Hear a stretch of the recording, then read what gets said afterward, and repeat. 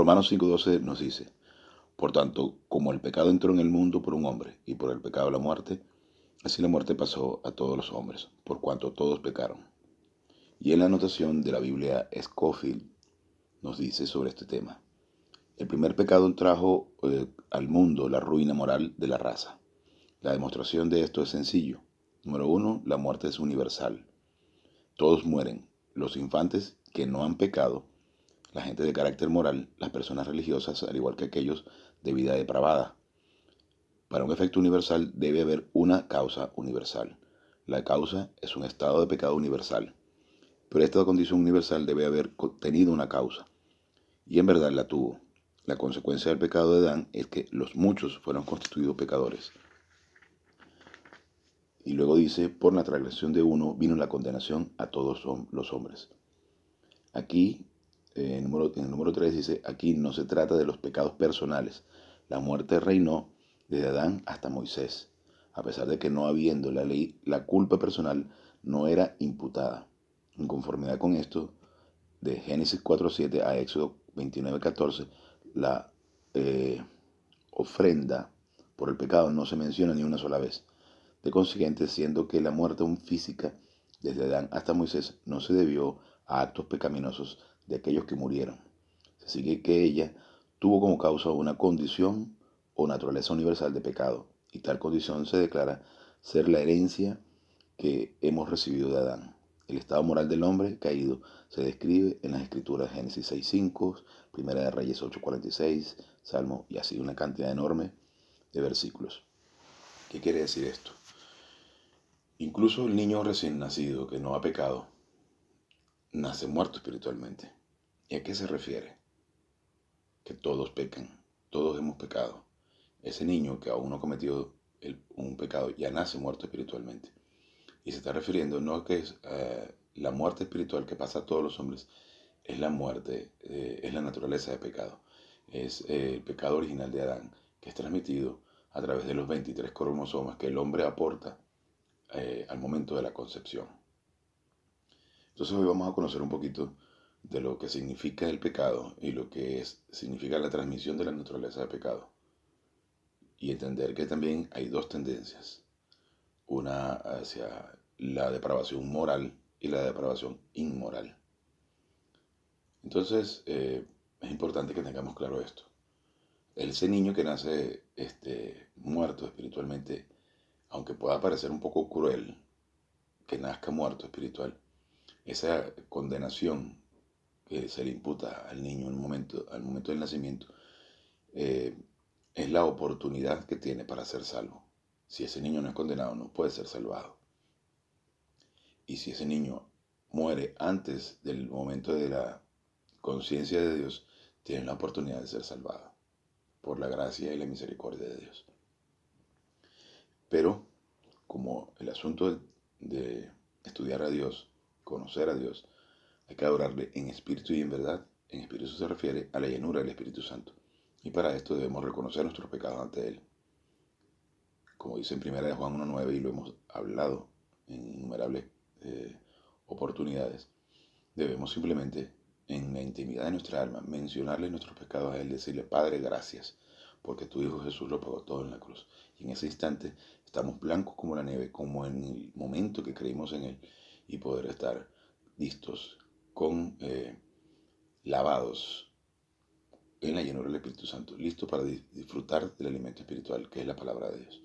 Entonces, unos breves instantes para que podamos estar blancos como la nieve, con las manos lavadas. Y manos lavadas es una expresión simplemente para decir que estamos en la llenura del Espíritu Santo para poder iniciar el estudio de la clase de hoy. Así que unos breves instantes y volvemos. Gracias, Dios Padre, por esta oportunidad y este maravilloso privilegio que nos das de poder estudiar tu increíble plan. Te pedimos que estas cosas vengan a ser claras a fin de que podamos glorificarte y honrarte como realmente corresponde. En el nombre de su Majestad Jesucristo. Amén. Bueno, esta es nuestra primera clase del año. Espero que hayan pasado felices fiestas y que entonces podamos disponer al estudio y la concentración de la palabra de Dios. No significa que los días de fiesta no debemos estudiar, al contrario, Debemos estar bien concentrados con Él en todo momento. Y por eso es importante que tengamos claras las mecánicas espirituales para poder nosotros concentrarnos constantemente en entender lo que es el maravilloso fenómeno espiritual y en el cual nosotros somos los beneficiarios. Poder concentrarnos con Dios, poder estar concentrados en Él, poder practicar la palabra de Dios constantemente en el día a día y entender que todas las cosas que suceden a nuestro alrededor son increíbles oportunidades para confiar en su plan. Ciertamente, a veces las circunstancias no pueden estar a nuestro gusto, no están a nuestro gusto, pero como he dicho muchas veces, el, la adversidad es inevitable, el estrés es opcional. Somos nosotros quienes decidimos si realmente eso nos afecta, pero para que no nos afecte tenemos que estar concentrados en Dios y entender que estamos aquí independientemente de lo difíciles que sean las circunstancias, concentrándonos en su plan, concentrándonos que todo es parte de un proceso que debemos utilizar para aprender, para crecer, para aumentar nuestra confianza en Él. De manera que ponemos nuestros ojos en el tercer cielo y vivimos en la eternidad, en el tercer cielo, aún estando en este mundo caído. Entonces, el proceso de entender lo que es el pecado, y les recuerdo que el pecado es actuar independientemente de Dios, no es solamente fornicación, alcohol, alcoholismo, mentira o ira. No, esos son una tendencia de la naturaleza del pecado. Pero también hay otra tendencia en la que de la que no se menciona mucho, o de la que no se habla en las religiones, y es justamente aquella en la que nosotros podemos sentirnos sumamente morales, sumamente respetuosos, creer que somos de alguna forma mejor que los demás, pensando que aquella otra persona, aquel otro individuo no comete nuestra misma tendencia de pecado y creer que se puede alcanzar la aprobación de Dios por medio de portarse bien según los parámetros humanos. Entonces es importante que podamos desglosar lo que es el pecado, entender el pecado y entender que tanto el individuo que se puede ver muy moral frente a los ojos de los seres humanos es pecador, como lo es aquel individuo que anda en pecados que son visibles. Ahora también la intención de esta clase es desglosar lo que es la naturaleza de pecado, entender cuáles son sus dos tendencias, la depravación moral y la depravación inmoral, y entender también que no es lo que habitualmente se nos ha enseñado. También es importante que sepamos que preocuparse, estresarse, tener miedo, lástima personal y otra serie de cosas son pecados. Recientemente conversaba con unos amigos y uno de ellos decía, pero ¿qué pecado es bonito o es feo? Y entonces, claro, siempre vamos a ver el pecado como oportunidades para ser tentados, oportunidades para pecar. Y ciertamente el pecado no es que sea bonito o feo, pero si no fuese sabroso, por decirlo de alguna forma, no sería pecado, no sería tentación para nosotros. Entonces el pecado se nos presenta según la tendencia de cada quien y claro que puede parecernos sabroso, incorrecto pero sabroso. ¿Por qué? Porque así te presentan alguna oportunidad en la que tú puedas pecar según tu inclinación, según tu tendencia, según tu deleite, obviamente lo vas a disfrutar. Y ese es el asunto. Nuestras tendencias o nuestra naturaleza nos va a llevar hacia aquello que es sabroso para nosotros, que es delicioso para nosotros. Pero eso no significa que debamos cometerlo.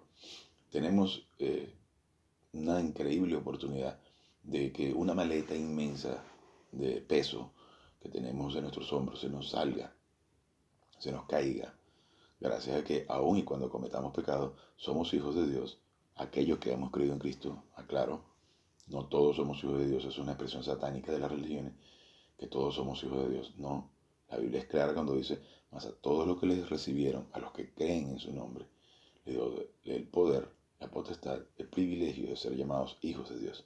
Entonces aquellos que creen en Cristo son los que somos hijos de Dios.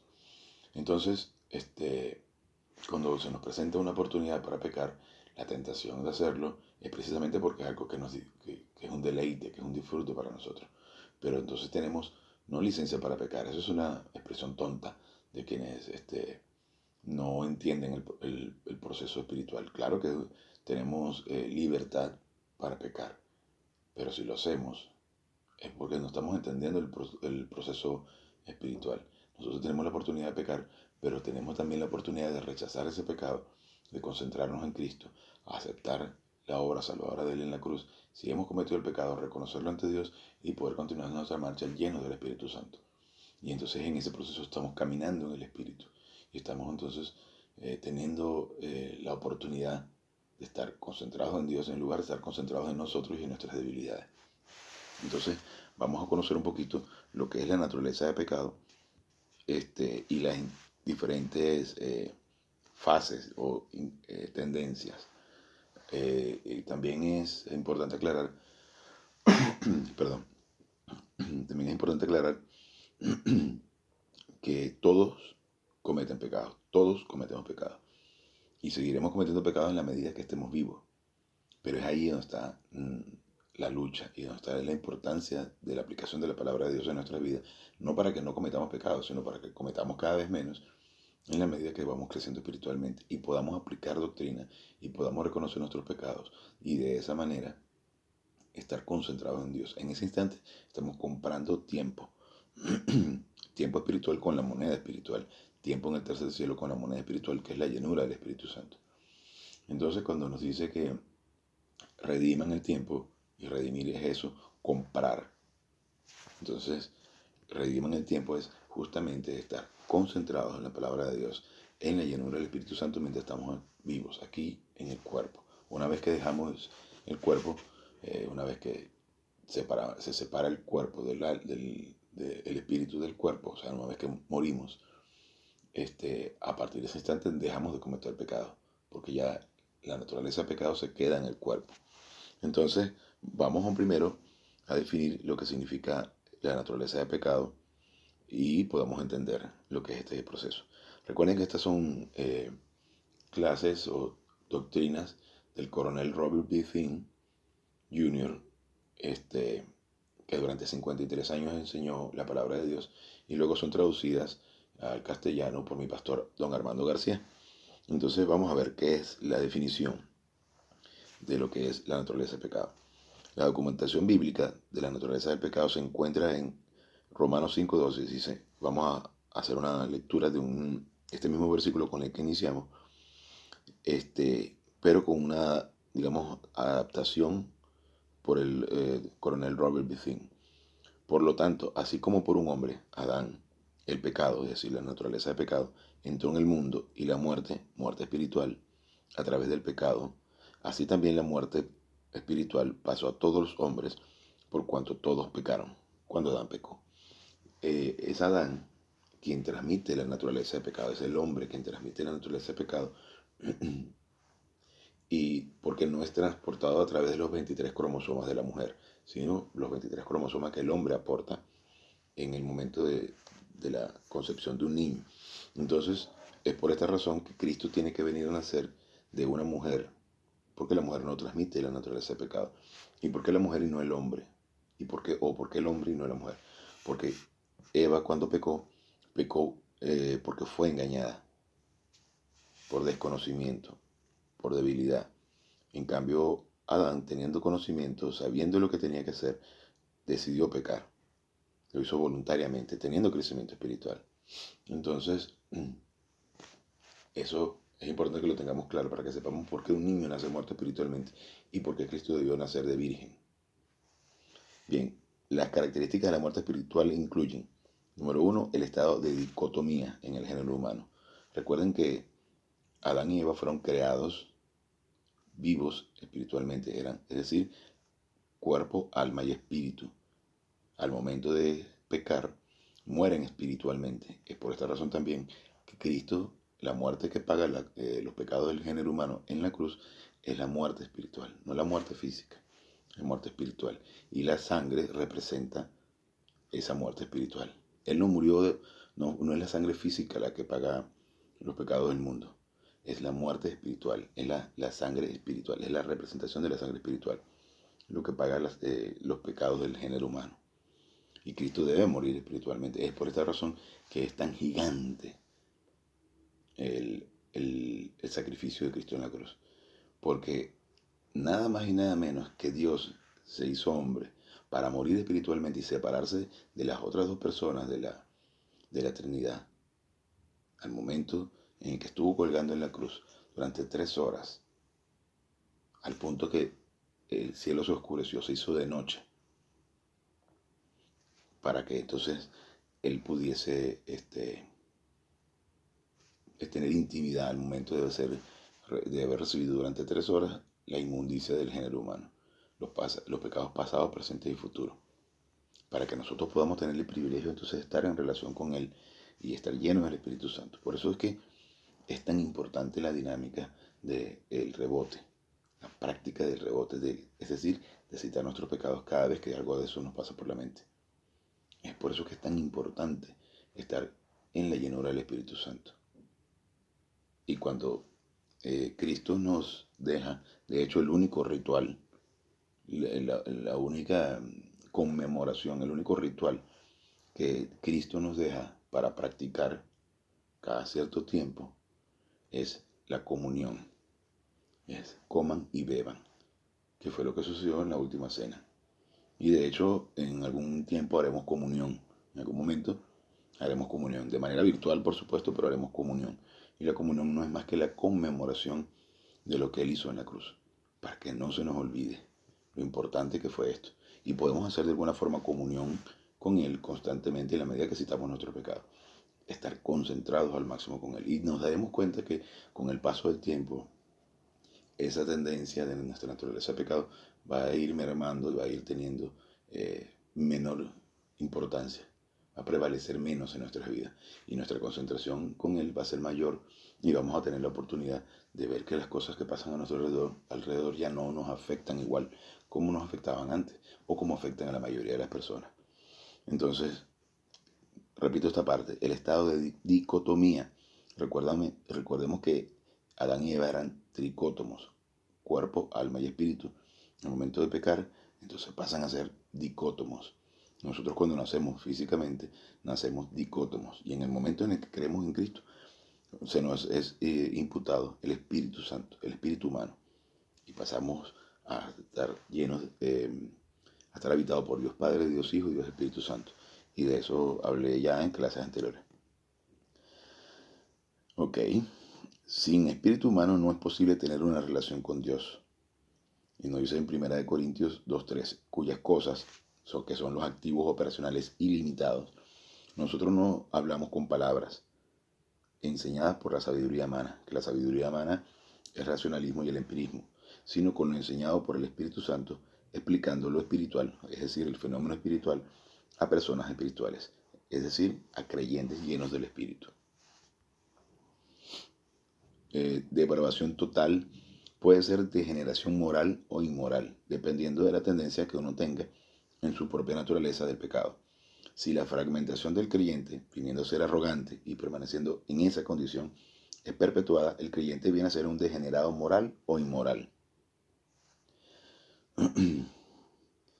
Separación total de Dios.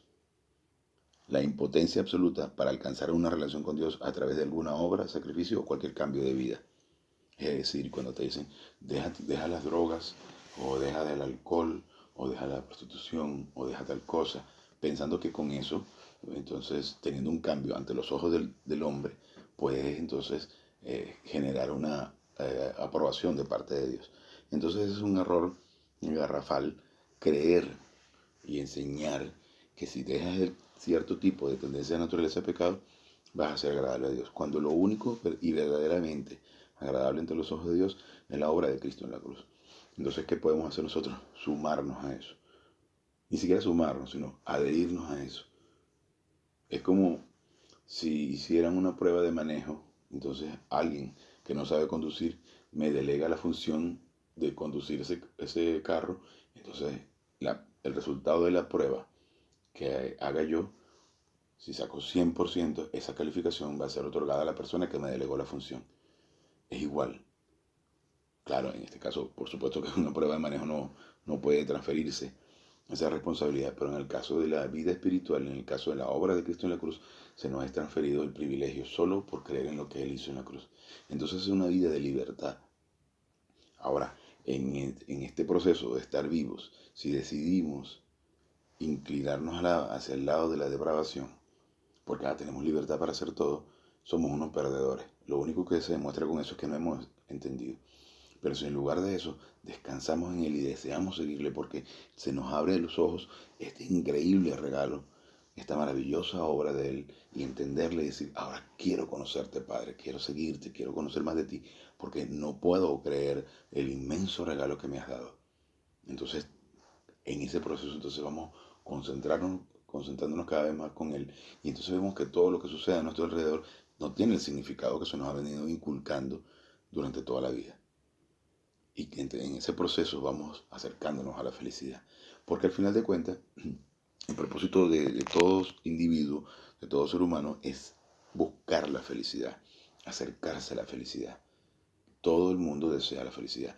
Y háblese de que el cumplimiento de cualquier placer, disfrute, vicio o tendencia es justamente la búsqueda de la felicidad. Y Dios nos da la oportunidad de poder alcanzar esa felicidad concentrándonos en Él. Pero para eso debemos exponernos al estudio de la palabra de Dios, a fin de que el flujo de pensamiento de nuestra alma, los 7 compartimentos de nuestra alma, estén repletos de la palabra de Dios. Al punto que llega un momento en el que uno se siente un poco extranjero, y ciertamente lo somos. Cuando un alemán llega a Puerto Rico o vamos a hablar a Chile o a cualquier país de Latinoamérica, por decirte, y no maneja el idioma, se siente extranjero porque no existe la comunicación verbal habitual que él tiene en su idioma, pues en su país. Entonces lo mismo sucede cuando ya nosotros hemos crecido espiritualmente hasta cierto punto, nos podemos llegar a ver alrededor de la gente, podemos llegar a vernos como extraños. Y no porque la gente nos vea extraños, sino porque nosotros llegamos a un punto y le decimos, qué curioso que ya yo no pienso igual, qué curioso que ya yo no veo las cosas igual, qué curioso que yo realmente siento que no pertenezco a este mundo. Y de esa forma eso es realmente lo que sucede. Nosotros somos aquí embajadores, pero debemos ser dignos embajadores de nuestra nación. Y la única forma es concentrándonos lo suficiente en la palabra de Dios para que nuestra alma esté repleta de su información. Entonces llega un punto en el que las cosas que suceden alrededor, esas noticias terribles que anuncian una tercera ola y un virus nuevo, una, y una crisis económica y se avecina, y todo ese montón de información que podría de alguna forma desequilibrar nuestra tranquilidad, lo vemos como, wow, qué horrible, qué va a pasar.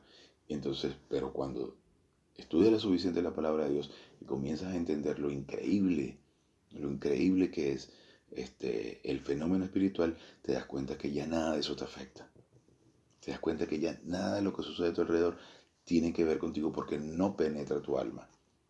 Claro que tienes que cumplir con las funciones normales de una vida, porque estamos aquí. Tienes que trabajar, tienes que pagar tus deudas, tienes que cumplir tus compromisos, tienes que cuidarte, usar tu mascarilla y todo ese tipo de cosas que de alguna forma la ley te impone. Y debemos cumplir la ley, por supuesto.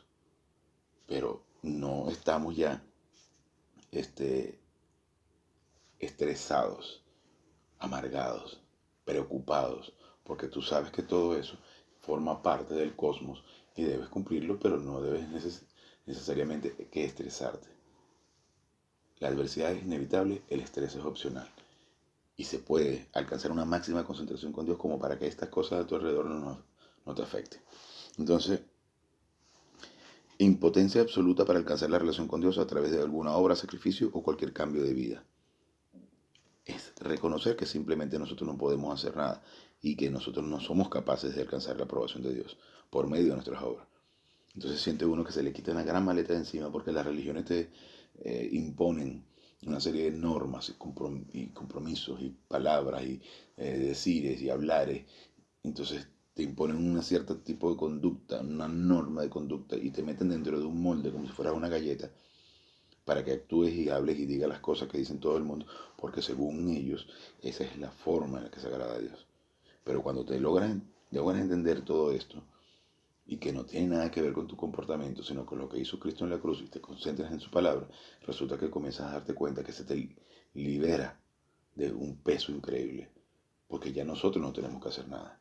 Recientemente conversaba sobre el tema del sábado o del día de descanso, el día de reposo, que Dios descansó al séptimo día y descansó porque ya todo estaba provisto, todo estaba hecho y todo lo hizo Cristo en la cruz. Entonces cuando ya entiendes que no tenemos que hacer absolutamente nada por nuestros medios, sino solamente estudiar la palabra de Dios, exponernos al estudio de la palabra de Dios y a través de ese proceso de crecimiento, percepción, metabolización, inculcación y aplicación de la palabra de Dios, comienzas a entender que todo está hecho por Él y comienzas a concentrarte más en Él, comienzas a vivir una vida de descanso, porque ya todo fue provisto por Él.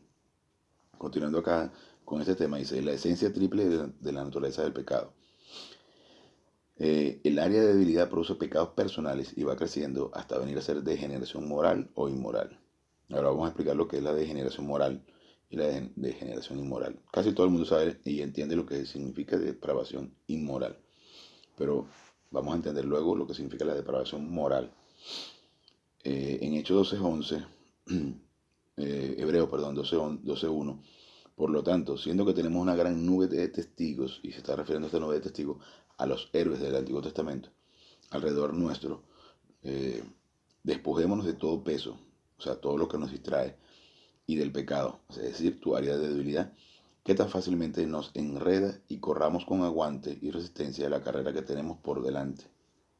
Es una constante carrera, algo de todos los días, de cada instante. Tratar de aplicar la técnica de descanso de la aplicación de la palabra de Dios y lo que es ejercitar nuestro pecado cada instante que se nos presenta una tentación y pecamos.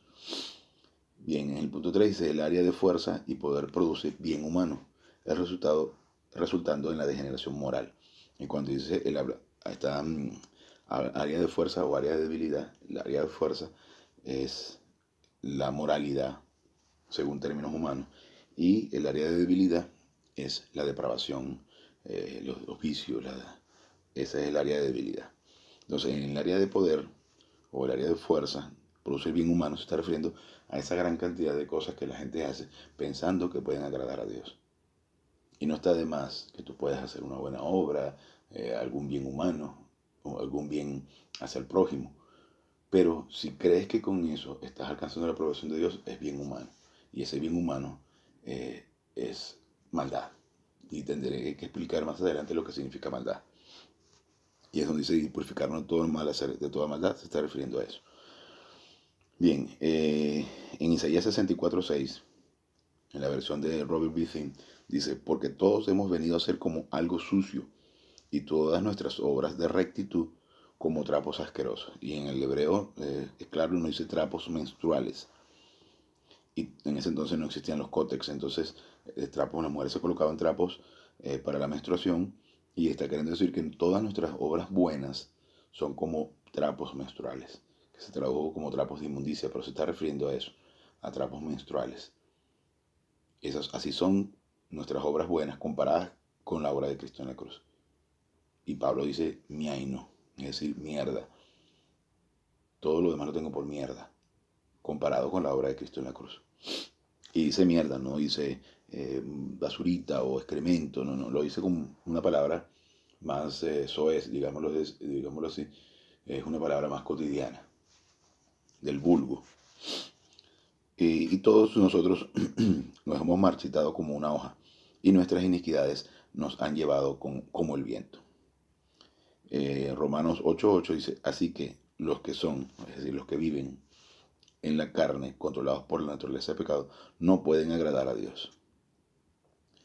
Número 4 dice, el patrón de deseos insaciables motiva pecado y maldad, ascetismo y lascivia, degeneración moral o inmoral. En la versión Reina Valera de Romanos 7:7 dice, ¿qué pues diremos? ¿Que la ley es pecado? De ninguna manera. Al contrario, yo no habría conocido el pecado sino por medio de la ley, porque no estaría consciente de la codicia si la ley no dijera, no codiciarás. ¿Qué quiere decir esto? La ley en el Antiguo Testamento fue promulgada para que nosotros entendiéramos que no había manera de cumplirla. De hecho, recientemente conversaba con un compañero y me decía No es que son los 10 mandamientos, no es que no son 10, creo que son 144, cuidado si no más. Es decir, son muchísimos más mandamientos que en teoría deberíamos cumplir, pero es imposible que cumplamos ni siquiera 2, 3. Entonces, cuando nos dice que la ley está allí, es para que nosotros logremos comprobar que no existe ningún método para que podamos alcanzar la aprobación de Dios por medio de cumplir con eso. Y que está allí para que nos demos cuenta que no hay alternativa, porque todo se ajusta al carácter perfecto de Dios. La ley está ahí para que veamos que cómo es la perfección de Dios y cómo es imposible que nosotros alcancemos esa aprobación. Por eso Él mismo tiene que venir a pagar por nosotros. Y entonces, ancho es el camino que lleva a la perdición. Claro, ancho se está refiriendo a que es muy amplio y que estrecho es el que lleva a la salvación. Es porque no es porque sea incómodo, sino porque es uno solo, exclusivamente Cristo. Entonces estamos aquí precisamente no para cumplir la ley, porque es imposible que lo cumplamos, sino para que podamos descansar en la obra perfecta y sanadora y salvadora de Cristo en la cruz.